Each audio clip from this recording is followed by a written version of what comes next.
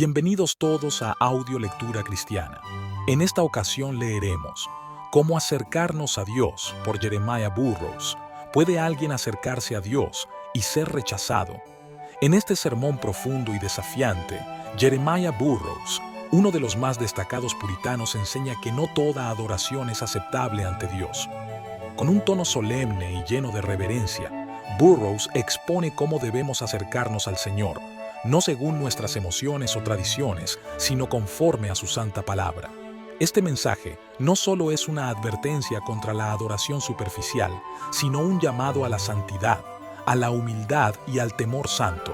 Si deseas adorar a Dios de manera que le agrade, este sermón es para ti. Esperamos sea de gran bendición, amados hermanos. Comencemos. Entonces Moisés dijo a Aarón: Es lo que el Señor dijo: Seré santificado en los que se acercan a mí, y seré glorificado ante todo el pueblo. Y Aarón guardó silencio. Levítico 10:3. Estas palabras son las palabras de Moisés a Aarón, su hermano, tratando de tranquilizar y consolar su corazón, que sin duda estaba sumamente angustiado por la gran y dolorosa aflicción que lo embargaba tras la extraña muerte de sus dos hijos, Nadab y Abiú. La historia es esta. Después de que los hijos de Aarón fueran consagrados al sacerdocio, al acudir a su oficio el primer día, después de su consagración para ofrecer incienso a Dios, se aventuraron a ofrecer incienso con fuego extraño, con un fuego distinto al que Dios había ordenado. Ante esto, el fuego de la ira de Dios se desató sobre ellos y los mató a ambos en ese mismo santuario, ante todo el pueblo. Era un momento solemne, pues era el comienzo de la solemne consagración del sacerdocio. Ante esto, el espíritu de Aarón no pudo evitar sentirse profundamente angustiado al ver a sus dos hijos así heridos. Entonces Moisés vino a él y le dijo: Esto es lo que dijo el Señor: Seré santificado en los que se acercan a mí, y en presencia de todo el pueblo seré glorificado. Y ante esto, Aarón guardó silencio. Leemos que una vez descendió fuego del cielo en señal de misericordia para consumir los sacrificios, pero ahora desciende fuego del cielo en señal de juicio para consumir a los sacrificadores, Nadab y Abiú. Eran hijos de Aarón, hijos de un hombre piadoso, hijos del sumo sacerdote. Eran sus hijos mayores, pues Aarón tenía otros hijos además de Nadab y Abiú. También tuvo a Eleazar e Itamar, pero estos eran sus hijos mayores. Eran dos jóvenes. Nacieron en la flor de la vida. Eran dos recién consagrados en el oficio sacerdotal, como se lee en el capítulo 9. Eran dos hombres de renombre en el país y ante todo el pueblo de Israel. Dos hombres a quienes Dios había honrado grandemente hasta entonces, como se lee al comienzo del capítulo 24 de Éxodo. Nadab y Abiú eran hombres de gran reputación y renombre, a quienes Dios honró en tiempos pasados. Cuando Dios llamó a Moisés y a Aarón para que subieran ante él con los ancianos, los destacó entre los demás y los nombró. Dijo: Subid ante el Señor tú, Aarón, Nadab y Abiú, y 70 de los ancianos de Israel. Moisés, Aarón, Nadab y Abiú son los únicos nombrados, y luego los 70 de los ancianos en general. Pero Moisés, Aarón, Nadab y Abiú, como si estos fueran los 4 hombres eminentes de renombre entre todo el pueblo de Israel. No nombró a ninguno de los 70 ancianos excepto a estos dos, además de Moisés y Aarón. Por lo tanto, estos dos que fueron consumidos por el fuego extraño eran hombres renombrados y recién consagrados en su oficio.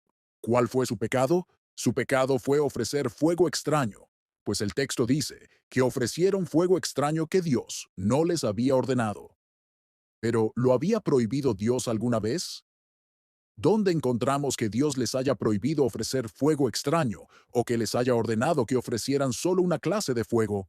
No hay ningún texto de las Escrituras que se pueda encontrar desde el principio del Génesis hasta este lugar donde Dios haya dicho con tanta claridad: No ofrecerán fuego, sino una sola clase de fuego.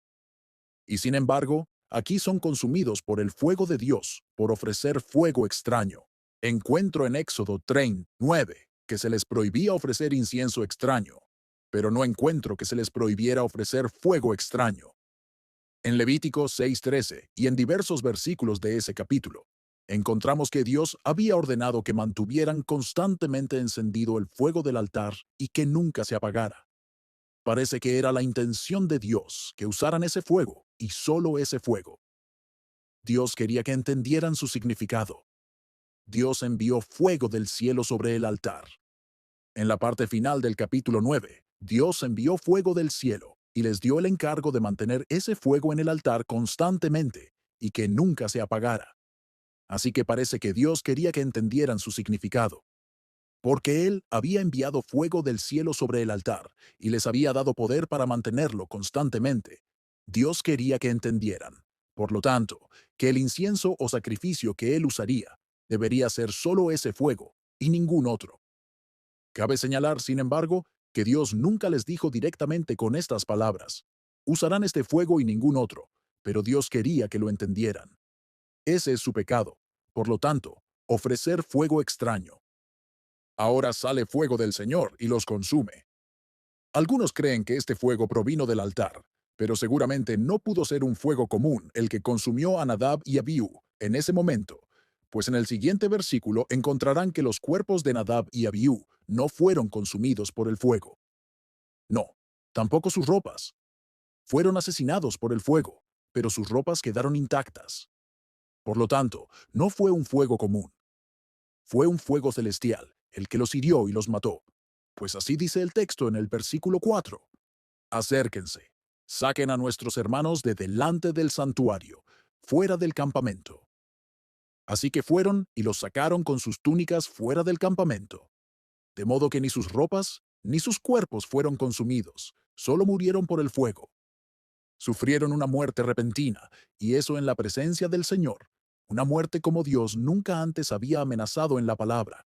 Dios nunca había amenazado a los sacerdotes diciendo: si ofrecen fuego extraño, serán consumidos por el fuego. Pero aún así, Dios los hiere con la muerte por fuego. No tuvieron tiempo de buscar a Dios. No, no tanto, como solíamos decir, como para decir: Señor, ten piedad de mí. Ante este duro juicio, el corazón de Aarón no podía sino estar muy turbado. Sí, y el espíritu de Moisés también, pues Moisés era su tío. No podían sino estar sumamente afligidos. Pero Moisés, siendo hermano de Aarón, y viendo su espíritu, sin duda, sumamente turbado, bajo tan triste aflicción, y que un hombre tan piadoso como Aarón sufriera tan triste juicio sobre sus hijos, Moisés se acerca, le habla con consuelo, y se esfuerza por animarlo. ¿Cómo lo hace? No vino como solías visitar a tus hermanos. Oh, debes estar contento con esto.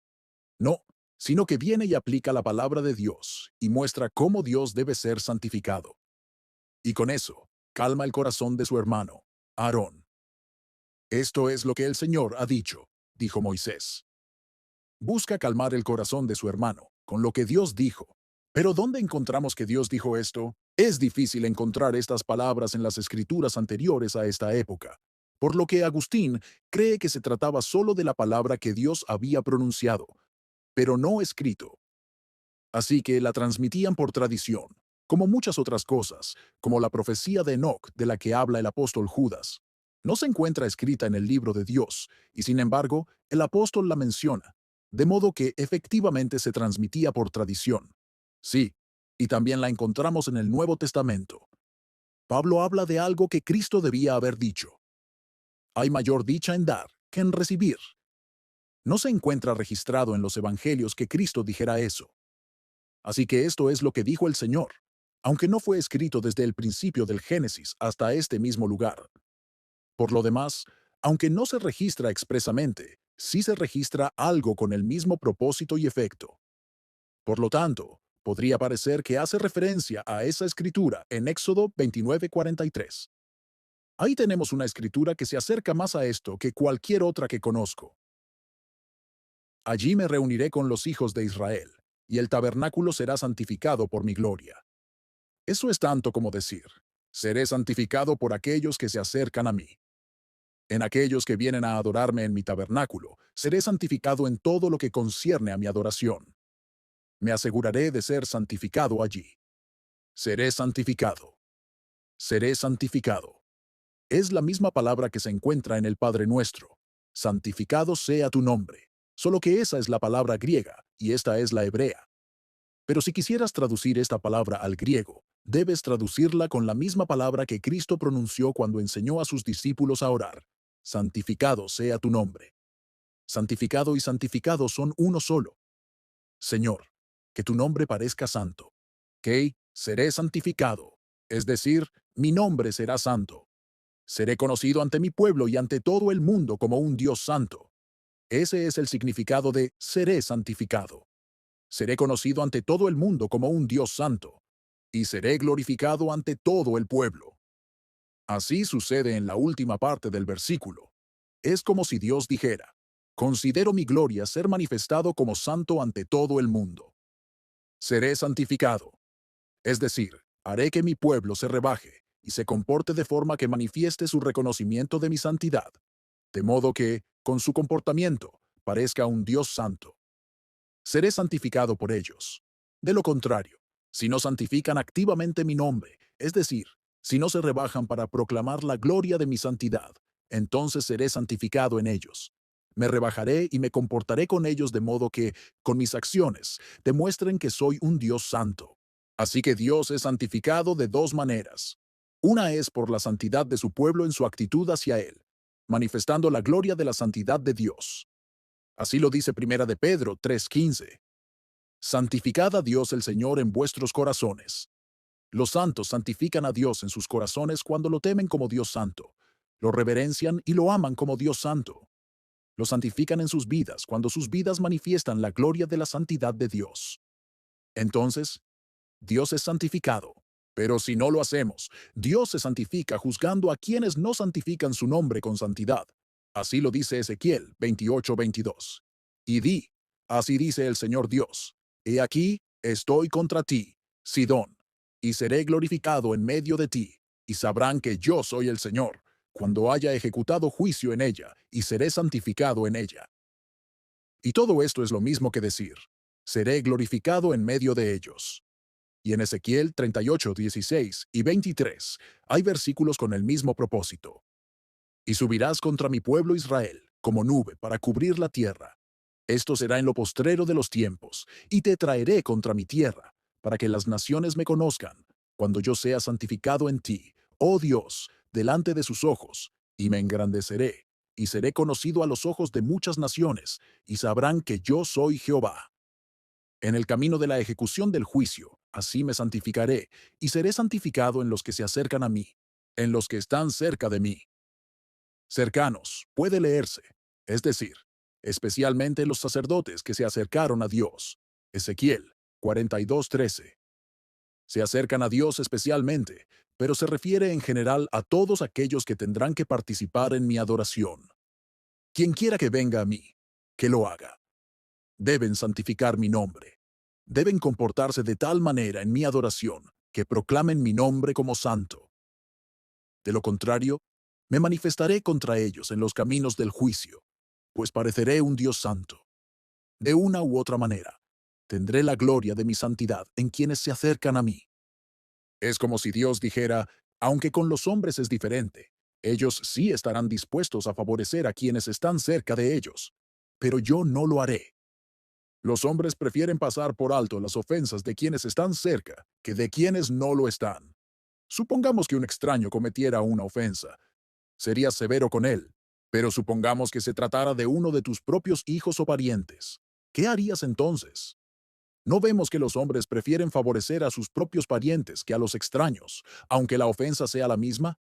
Pero yo no lo haré, dice Dios. Supón que es alguien de tu propia familia. ¿No estarías dispuesto a excusarlo?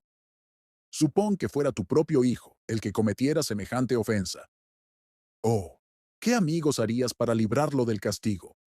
Aunque los hombres traten así a los suyos, y sean amargos y severos con los extraños, no será así con Dios. Que los que están cerca de mí se fijen en ello. Seré santificado por ellos. Seré santificado en los que se acercan a mí. Ahora bien, al hablar de esto, cuando Moisés dijo que Dios sería santificado en quienes se acercan a él, fue como si dijera, Aarón, aunque confieso que la mano de Dios pesa sobre ti hoy, es conveniente que te sometas a él. Es conveniente que Dios sea glorificado pase lo que pase. Eres querido para Dios, pero su nombre es más querido para Él que tú. Cualquiera que haya sido la vida de tus hijos, es conveniente que Dios sea honrado y su nombre santificado pase lo que pase con ellos o con tus comodidades. Por lo tanto, que tu corazón se tranquilice. Has sufrido una gran pérdida y aflicción, pero Dios ha recibido la gloria. Dios se ha glorificado a sí mismo. ¿Cómo se ha glorificado Dios? Muchísimo de esta manera, pues de esta manera Dios ha obrado para que todo el pueblo de la tierra le tema, para que le adoren con toda reverencia. Todo el pueblo de la tierra, al ver y oír semejante juicio, aprenderá para siempre a temer y reverenciar a este Dios. Dirán, ¿cómo nos presentaremos ante este Dios santo? Debemos estar atentos en su presencia y adorarlo como Él desea ser adorado. Es como si Moisés dijera, este honor que Dios tiene por este medio en el corazón de su pueblo, debes considerarlo un bien mayor que la vida de tus hijos, sean quienes sean. Este es el alcance del discurso de Moisés a Aarón.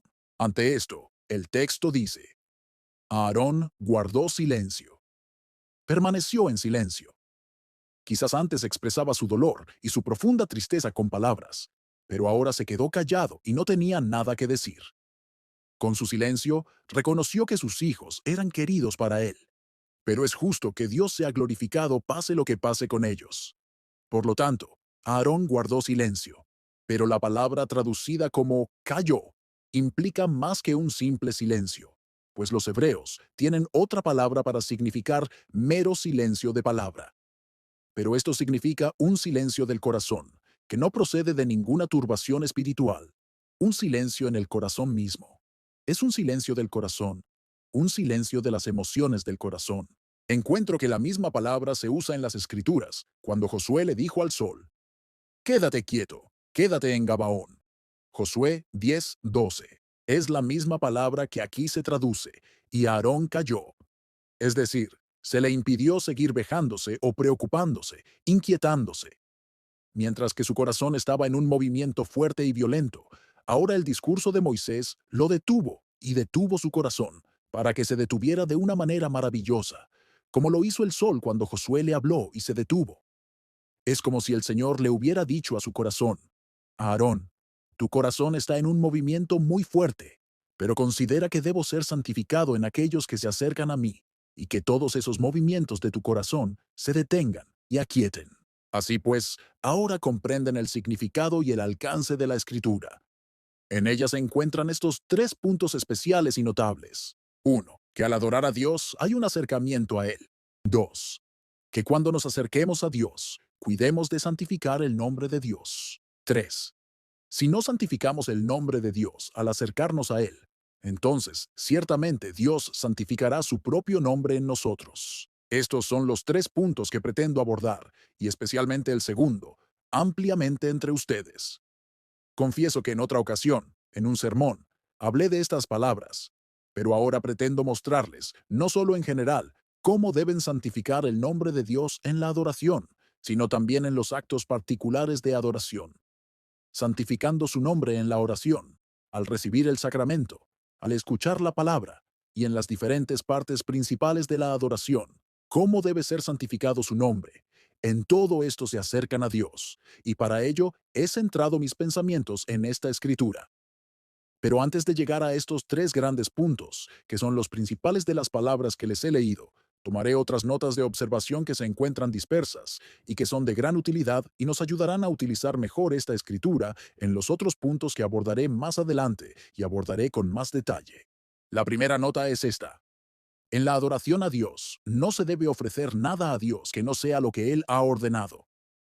Cualquier cosa que hagamos en la adoración a Dios debe estar justificada por la palabra de Dios. Este discurso de Moisés se refiere al juicio de Dios sobre los hijos de Aarón por ofrecer fuego extraño. Ofrecieron fuego que Dios no había ordenado. Por lo tanto, digo que todo en la adoración a Dios debe tener una justificación en la palabra de Dios. Debe ser ordenado. No basta con que no esté prohibido. Les ruego que lo observen. No basta con que algo no esté prohibido. ¿Y qué daño hay en ello?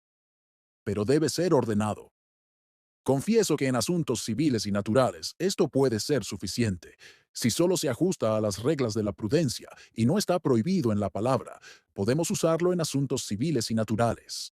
Pero cuando tratamos asuntos de religión y adoración a Dios, debemos tener un mandato o algo de la palabra de Dios extraído de algún mandato en el que Dios manifieste su voluntad, ya sea mediante un mandato directo, comparando una cosa con otra o extrayendo consecuencias claras de las palabras. Necesitamos una justificación para la adoración a Dios.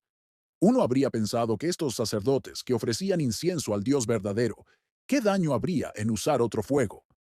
Pero no había un mandato al respecto, y por lo tanto, no fue aceptado. Es cierto que hay algunas cosas en la adoración a Dios que son ayudas naturales y civiles, y en ese caso no necesitamos un mandato. Por ejemplo, cuando adoramos a Dios, la congregación se reúne.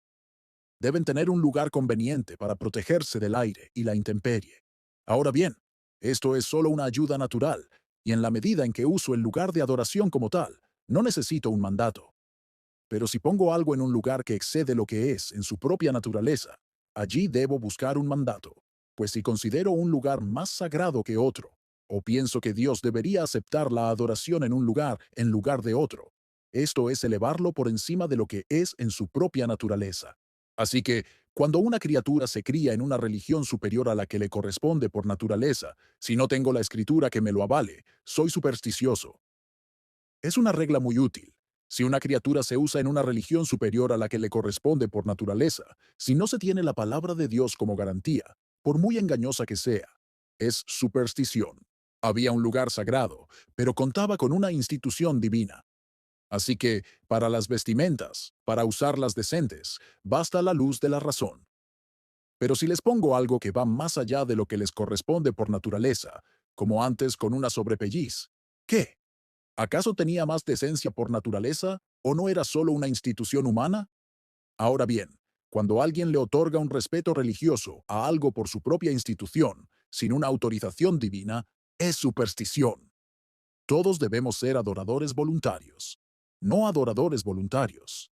Debemos venir libremente a adorar a Dios, pero no debemos adorarle según nuestra propia voluntad.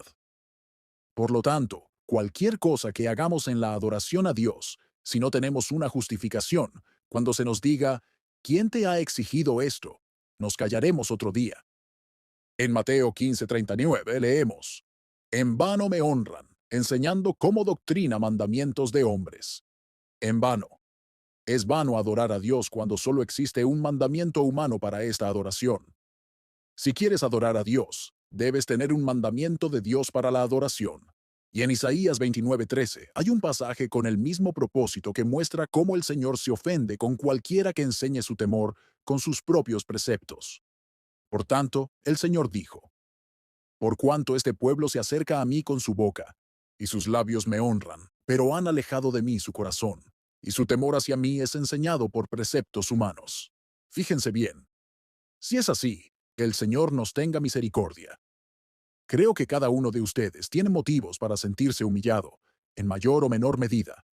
Esta congregación y la mayoría de las demás congregaciones han aprendido el temor de Dios por preceptos humanos. ¿Cuántas cosas ha habido en la adoración a Dios que no encuentras justificación en la palabra?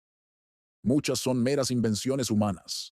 Sin embargo, ahora están excluidas, porque la autoridad vino y las expulsó, y por eso te sometiste a ellas. Pero eso no te basta con someterte, porque la autoridad así lo dispusiera.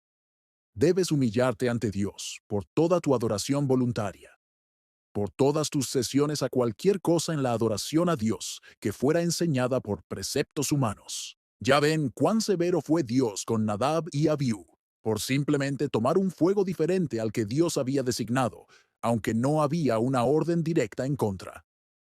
Si el Señor los ha perdonado y no les ha manifestado desagrado, tienen motivos para reconocer la misericordia de Dios y ser humillados por toda su falsa adoración. Ciertamente, Dios espera que esta tierra sea humillada por su adoración voluntaria. De lo contrario, sembramos entre espinos. Toda la reforma que hay entre nosotros carece de sentido si no hay una humillación previa por toda nuestra falsa adoración. No basta con que establezcamos ahora la verdadera adoración a Dios, sino que debemos ser humillados por nuestra falsa adoración. Y esa es la primera nota, que en la adoración a Dios no debe haber nada más que lo que Dios manda.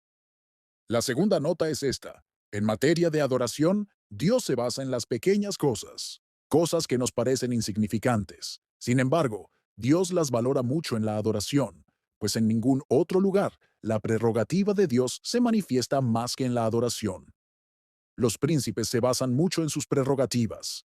Dios ha escrito la ley de la adoración natural en nuestros corazones, pero hay otras cosas en la adoración a Dios que no están escritas en nuestros corazones, que solo dependen de la voluntad de Dios revelada en su palabra, y que no serían deberes si no estuvieran reveladas en su palabra. Y estas son de tal naturaleza que no vemos ninguna razón para ellas, excepto que Dios las quiere. Como ahora, existen muchas ceremonias para honrar a los príncipes que no tienen ninguna razón, sino simplemente porque es una institución civil designada para ello. Así, Dios quiere tener formas de honrarse a sí mismo que la criatura no vea la razón, sino simplemente la voluntad de Dios. Ahora bien, Dios se basa mucho en las cosas pequeñas, aunque los hombres consideren insignificante si este fuego es diferente. ¿Y acaso no arderá este tan bien como aquel? Pero Dios se basa en ello. Y lo mismo ocurre con el arca. Cuando Usa apenas tocó el arca cuando estaba a punto de caer, no lo consideraríamos gran cosa, pero un toque del arca le costó la vida. No hay cosa pequeña en la adoración a Dios que Dios no posea con poder sobre ella. En cuanto al sábado, esa es su adoración. Que un hombre pobre recoja unos cuantos leños, ¿qué importancia tiene? Pero Dios se mantiene firme. Y así, cuando los hombres de Bet-Semes tan solo miraron el arca, costó la vida a 50.070 hombres. Si se trata de algo sagrado que concierne a su adoración, Él no permitiría que se abusara de ella en ningún aspecto. Aprendamos a ser conscientes de los pequeños detalles en la adoración a Dios y a no pensar, oh, qué hermosos son, y qué precisos y delicados son en cosas tan pequeñas. No comprendes la naturaleza de la adoración divina si no eres bondadoso al respecto. Dios es bondadoso y se mantiene firme en los pequeños detalles en cuanto a su adoración. Otra nota es esta, que no hay privilegios ni dignidades de los hombres que puedan protegerlos del golpe de Dios. Primero, Moisés, el hombre de Dios, fue su tío. Aarón, ese gran instrumento de la gloria de Dios, fue su padre. Eran hombres recién consagrados al sacerdocio. Eran renombrados, hombres a quienes Dios había glorificado mucho. Sin embargo, si se aventuran a ofender a Dios en algo tan insignificante, la ira de Dios se desata sobre ellos y los mata al instante. Cuidémonos, pues, de aventurarnos, y no pensemos que ningún servicio que hayamos prestado hasta ahora nos confirme. Si los más grandes no pueden ser soportados con todos sus privilegios, ¿cómo nos atrevemos, pobres gusanos, a arriesgarnos al desagrado de Dios? Tú, criatura despreciable, inútil en el mundo, te atreves a provocar a este Dios, cuando el Señor está tan enojado con hombres que son de gran utilidad y servicio como para descargar su ira sobre ellos de repente. Si ves a un príncipe que no perdona a su favorito, ni a los nobles que lo rodean, pero por una sola ofensa, que consideramos pequeña, la ira del príncipe se intensifica hasta costarles la vida. ¿Qué motivo hay para que los pobres tiemblen, entonces, cuando han hecho algo que puede provocar la ira de su príncipe? Verás, todos los privilegios y la grandeza externos no eximen a nadie del castigo de la justicia de Dios. No deberían eximir del castigo de la justicia humana. Es cierto que entre los hombres, los pobres acuden a Él si ofenden, pero si los grandes ofenden, se libran. Pero no es así con Dios, pues Nadab y Abiú eran hombres grandes y renombrados. La cuarta nota es, cuanto mayor es la dignidad de los hombres, mayor es el peligro que corren si no la cuidan. De esto deduzco que Nadab y Abiú eran los dos hijos mayores de Aarón, y encontramos en las Escrituras que Eleazar e Itamar, los otros dos hijos de Aarón, escaparon y no fueron consumidos. ¿Por qué? Porque los dos hijos mayores tenían la dignidad y el privilegio de venir a ofrecer el incienso, y, al tener mayor dignidad que el menor, pero no cuidar de comportarse como debían, el Señor los hirió, y el menor escapó. Y así, muchas veces, quienes se encuentran en una condición inferior escapan, mientras que quienes se encuentran en una condición superior son golpeados. Que quienes se encuentran en una condición superior se cuiden a sí mismos, pues su peligro es mayor. Y ustedes, que se encuentran en una condición inferior, no envidien a quienes se encuentran en una superior, pues pueden estar más seguros en esa condición inferior en la que se encuentran que ellos en la suya. La quinta nota es esta: que los comienzos de asuntos de gran importancia a veces tropiezan con grandes dificultades e interrupciones. De esto deduzco que Nadab y Abiú fueron eliminados al comienzo mismo de su sacerdocio. Ahora bien, supongamos que se erigiera un nuevo cargo público en una comunidad que se ocupara del bien público del reino, y que en la primera erección del cargo se produjera un terrible accidente que resonara por todo el reino, como si Dios, desde el cielo, hubiera obrado en su contra. Supongamos que la primera vez que los jueces comparecieron ante el tribunal, Dios los hirió de muerte desde el cielo, en el mismo tribunal. Sería un asunto grave oscurecer la gloria y el honor de ese oficio. Así, uno pensaría que habría sido un asunto grave oscurecer la gloria y el honor del sacerdocio siempre. Pero Dios no se basa en eso. Muchas veces, los comienzos de las grandes cosas se ven oscurecidos por tristes accidentes, y, por lo tanto, no nos ofendamos, aunque veamos algunos accidentes tristes al comienzo de las grandes cosas, porque aunque los accidentes sean tristes al principio, Dios puede prosperarlos después, como lo hizo con el sacerdocio. La sexta nota es esta: quienes entran en lugares públicos, y especialmente en aquellos relacionados con la adoración a Dios, necesitan sentir un profundo temor de Dios al entrar por primera vez. Este sería un punto muy útil si predicara ante un grupo de ministros. Como ven, el Señor castigó a Nadab y Abiú por este pequeño error, como supondríamos, en su primera consagración. Y esta es una sexta nota que concierne especialmente a los ministros, y por lo tanto, la pasaré por alto. La séptima nota que tenemos, y que es muy útil para todos nosotros, es esta: Dios quiere que todos sepamos discernir su mente de las expresiones oscuras en su palabra. Aunque Él no expresa su voluntad plenamente y en términos explícitos, si hay algo en su palabra que nos permita comprender la mente de Dios, Dios espera que lo hagamos a partir de su palabra. Si no lo hacemos bajo nuestro propio riesgo. Dirás, ¿cómo podían saber que era la voluntad de Dios que no ofrecieran ningún fuego excepto el del altar? Deberían haber razonado así consigo mismos. ¿Ha permitido Dios que descendiera fuego del cielo sobre el altar y ha ordenado que se conserve en él para su servicio? Sin duda, esta debe ser la intención de Dios. Entonces, que usemos este fuego antes que cualquier otro. Dios esperaba que razonaran así, pero como no captaron la mente de Dios al razonar de esta manera, la mano de Dios los atacó. Ofendieron. Y puede que fuera por ignorancia, pero fue bajo su propio riesgo.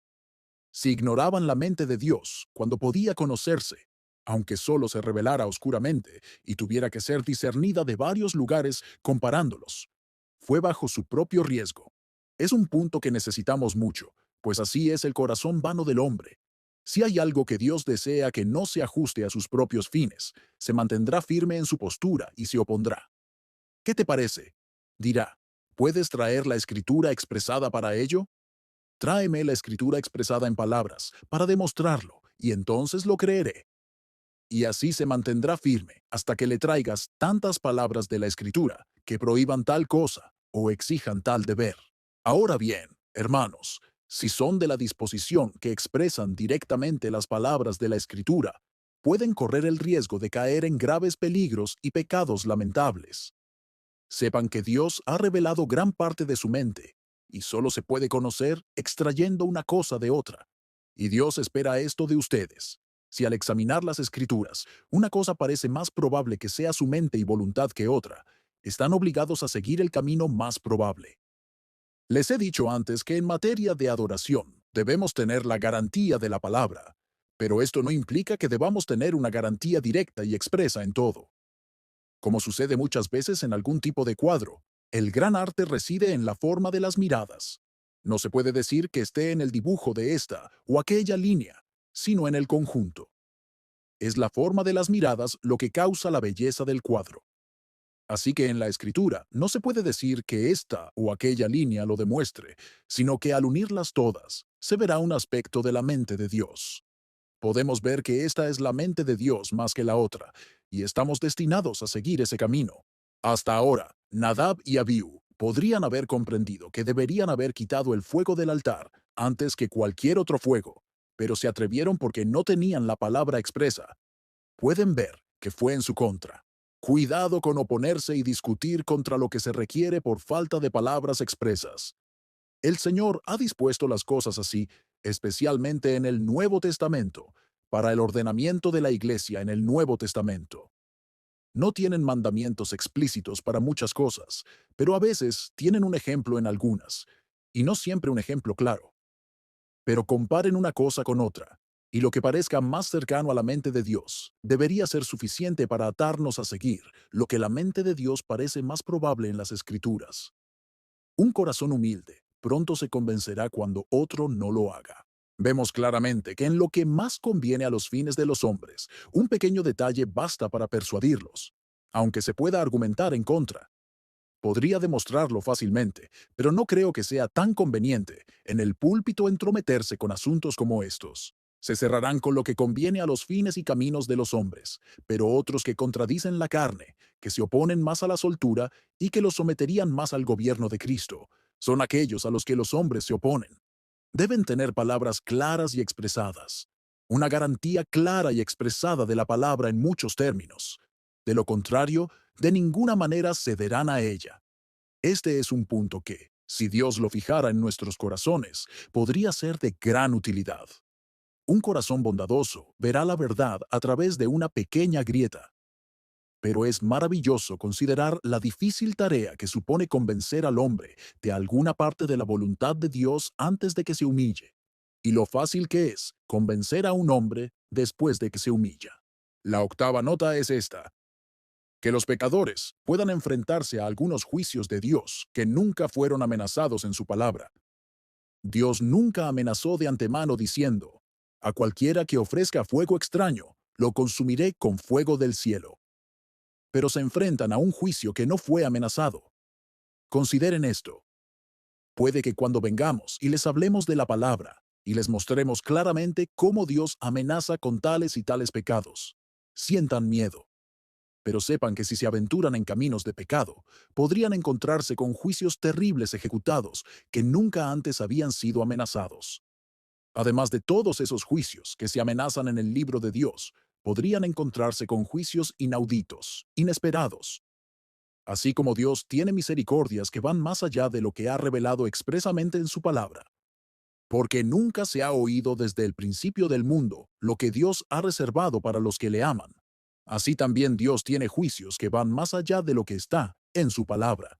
A veces, cuando los ministros de Dios exponen las amenazas de su palabra, piensas que son terribles, pero sabes que Dios, en el tesoro de sus juicios, tiene cosas más terribles que las que jamás se han revelado en su palabra.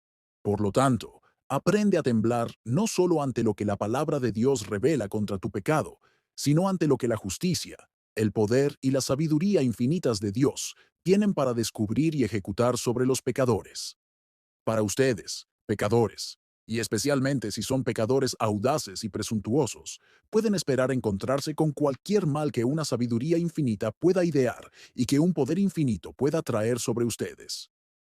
Cometen tal o cual pecado. Quizás no sepas de ningún juicio en particular que se le amenace, pero piensa así: yo, que provoco a Dios con mis pecados, ¿qué puedo esperar? Es más de lo que sé, al contrario, pero que todo lo que la infinita sabiduría de Dios pueda descubrir, y cualquier miseria de la que sea capaz, eso el Señor lo traerá sobre mí. Considera esto y cuida del pecado. La novena observación es esta: Dios es muy rápido con algunos en los caminos de su juicio. Puede ser que Él perdone a otros por mucho tiempo, pero en cuanto a ti, Él puede decir: no ofenderás dos veces. Si te atreves a hacer el primer acto, Dios puede castigarte con la muerte. Lo hizo aquí con Nadab y Abiú, pues apenas estaban consagrados. Según los intérpretes, debían estar en consagración durante 7 días, y este fue el primer día que llegaron a su lugar. Y en el primer acto que realizaron, Dios los castigó. Temblemos. El Señor es rápido con algunos, es paciente con otros, pero no presuman eso, porque es paciente con otros. Él puede tomarlos en el primer acto de su pecado y ser rápido con ustedes. La 10ª nota es esta, que la santidad de un deber nunca sostendrá a un hombre en los errores del mismo. Este era un deber sagrado. Eran los verdaderos sacerdotes de Dios. Vinieron a ofrecer incienso al Dios verdadero. Ofrecieron el incienso correcto. Solo hubo un error. No tenían el mismo fuego que Dios quería que tuvieran. Por este error, Dios vino sobre ellos, y todo el bien que había en el deber no les sirvió. Consideren esto. Ustedes que cumplen muchos deberes sagrados, cuídense de no caer en ningún error. No piensen que, por ser buenos y santos, al cumplirlos pueden cometer errores. Cuídense de no mezclar ningún mal, ningún error en algo sagrado. Aunque hayan cumplido 1000 deberes sagrados, no los justificará en el error. La 11ª nota es esta, que el Señor es muy terrible fuera de sus lugares santos. La nota es la misma que encontramos en Salmo 68:35. Terrible es el Señor desde sus santuarios. Al tratar con Dios, ¿quién puede resistir ante este Dios santo? Nuestro Dios es fuego consumidor. El Señor se manifiesta aquí de forma terrible para herir con fuego a estos dos sacerdotes, como en Ezequiel 9:6. Comiencen por mi santuario, dice Dios. Dios es terrible, terrible con quienes se atreven a acercarse a Él, aunque sean malvados o impíos al acercarse. Es terrible con quienes están cerca de Él. Dios quiere que todos temblemos ante su presencia. En 12º lugar, los juicios de Dios son a menudo muy adecuados a los pecados de los hombres. Aquí pecaron por fuego y fueron consumidos por el fuego. Ofendieron por fuego extraño y Dios los hirió con fuego extraño. A menudo, los juicios de Dios son muy apropiados para los pecados de los hombres. Como aquí por fuego, en otra ocasión, lo encontramos por agua. Faraón peca al ahogar a los infantes del pueblo de Israel en las aguas, y Dios lo ahoga en el mar. Si te ahogas por agua, tendrás suficiente agua, dijo Dios. Y así aquí. Si te entrometes con fuego extraño, tendrás fuego extraño, dijo Dios. Dios muchas veces proporciona juicios a los pecadores para que su justicia se manifieste más. Aquellas mismas criaturas en las que pecamos, muchas veces Dios las convierte, o a otras de la misma clase, en ejecutores de su ira. Así sucedió con los judíos. Vendían a Cristo por 30 piezas de plata, y 30 de ellas fueron vendidas después por 1 centavo. Y así la historia de Adoní-Bezek en el primer libro de los jueces, quien fue tan cruel que cortó los pulgares y los dedos de los pies a reyes. Aún así, fue tratado de la misma manera. Es común que hombres de espíritu cruel e impetuoso se encuentren también con espíritus crueles e impetuosos. Y lo aplicaría en este caso particular. Ustedes, que son hijos firmes con sus padres, si Dios les permite vivir, pueden encontrar lo mismo en sus hijos. Y cuando ustedes, que son padres, se encuentren con hijos tercos, deberían reflexionar. ¿Acaso Dios no viene con justicia sobre mí? Y ustedes, que son siervos, que son firmes con sus amos, cuando tengan siervos, ellos serán así con ustedes. Quizás fueron infieles con sus gobernantes. Cuando tengan siervos, es 1000 a 1 que lo serán con ustedes. Ahora deberían darse un golpe en el corazón y decir, es justo con Dios que así sea, y que Él venga sobre mí en mi propia especie. Otra nota es esta. Ofrecieron fuego extraño.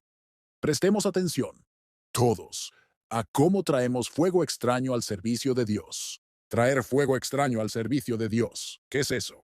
Encuentro a diversos escritores hablando de esto. Ambrosio dijo que la lujuria y la codicia son este fuego extraño. Lo que quiero que consideren es esto. Sobre todo fuego extraño. Cuídense del fuego extraño de la pasión y la ira, especialmente en la adoración a Dios. En cualquier momento en que sientan que sus corazones se encienden y se inflaman de ira, cuando estén a punto de adorar a Dios, recuerden esta escritura. Nadab y Abiú fueron consumidos por Dios, con fuego de Dios, por presentarse ante Dios con fuego extraño. Quizás sus corazones han estado ardiendo de pasión al acercarse a la presencia de Dios. Deben orar con fervor, pues así lo dice la Escritura. Ciertamente debemos ser avivados por el Espíritu Santo en la oración, pero ciertamente no debemos acercarnos con el fuego de la pasión y la ira. Levanten sus manos sin ira ni duda. Si han sido apasionados y sus corazones se han calentado de esa manera, asegúrense de enfriarlos antes de ir a orar. Y así, cuando vengan a escuchar la palabra, si sus corazones han estado calentados de pasión, asegúrense de enfriarlos antes de escuchar la palabra. Reciban con mansedumbre la palabra injertada que puede salvar sus almas. Así que, cuando vengan a la cena del Señor, cuídense de venir con ira y malicia, pues entonces solo vienen a ofrecer fuego extraño. Es una consideración especial para los ministros que vienen a predicar. Deben tener cuidado de no traer fuego extraño a sus púlpitos, es decir, de dar rienda suelta a sus propias pasiones. Esa ha sido una regla de la que he estado convencido desde que aprendí algo de predicación. El hombre designado para revelar la ira de Dios necesita ocultar su propia ira. Esa es ciertamente una regla para todos los predicadores, pues el Señor envía a sus predicadores para dar a conocer su ira contra los pecados de los hombres. Pero ahora, cuanto más manifiestan su ira, más deben ocultar la suya. Y así, por ese medio, cuando vienen de la manera más abierta a manifestar la ira de Dios, más aceptada será su predicación. Es cierto que un corazón carnal estaría dispuesto a pensar que cuando un predicador habla con verdadero celo por Dios, estará dispuesto a decir que se dirige a Él. Tengan cuidado. Creo que han tenido pocas ocasiones de tal tentación en este lugar.